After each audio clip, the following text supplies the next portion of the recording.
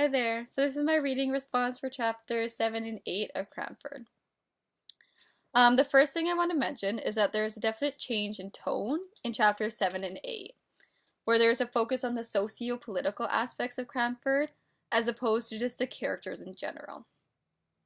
So Gaskell presents these aspects of Cranford society in a satirically negative light.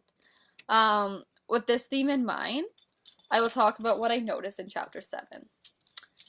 So, chapter 7 discusses the display of aristocratic superiority amongst Miss Bakers. I found this particularly interesting, seeing as this is a trend that lasts into the 21st century. So, our society is perhaps not as obvious as Miss Bakers in refusing to serve particular customers if their pedigree is not esteemed enough. But, nevertheless, we still witness certain classes, if you will, of people who believe they are superior based on egotistical thoughts such as personal wealth, family lineage, race, and gender, and the list goes on. So that aside, another thing I would like to mention is Miss Betty and her extreme arrogance. Why is there this incessant need to judge someone based off their lineage? It is something that is completely out of their control. So why? Why is this such a focus? They can't control what family they were born into. They can't control what title they receive. It's very interesting. There's also a quote I wanted to mention on page 112. When Miss Betty is departing from Miss Maddie's house after asking her opinion on who was socially good enough to invite to Miss Maddie's party. Or Miss Betty's party, sorry. While Miss Betty was taking her leave, she gave Mary a look.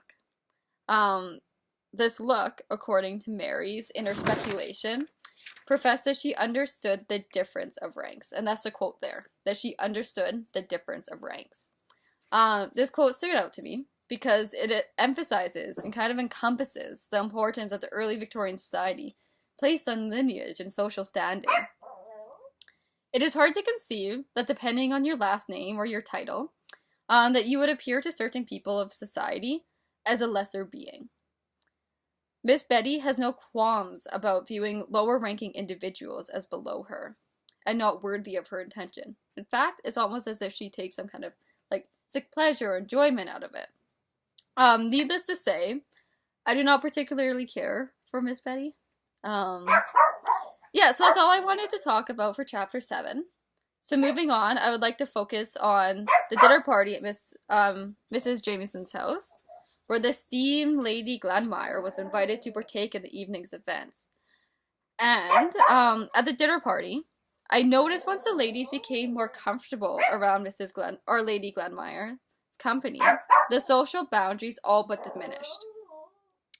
So the ladies, especially Miss Pole, began addressing Lady Glanmire as if she was just another friend of the same rank. So after all this excitement and all this anxiety about meeting this more important being, I guess you would say, there was this diminishment in these boundaries and these confessions of oh, you're more superior. The authority of Mrs. Glanmire's rank became to almost disappear. Sorry, those are just my dogs. So I think this is something 21st inhabitants can relate to. I think we have all experienced moments where we are in the company of an authority figure or someone important that we want to make a good impression for. And in those concerns of making a good impression, we face anxiety and hide behind the proper social mannerisms.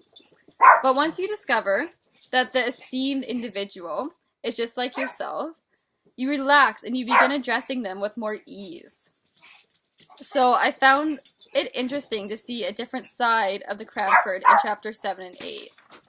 Gaskell discusses the importance of early Victorian society in a satirical manner with hints of dry humor. I thoroughly enjoyed this installment and look forward to reading about the Cranford residents in chapters 9 and 10. Thank you.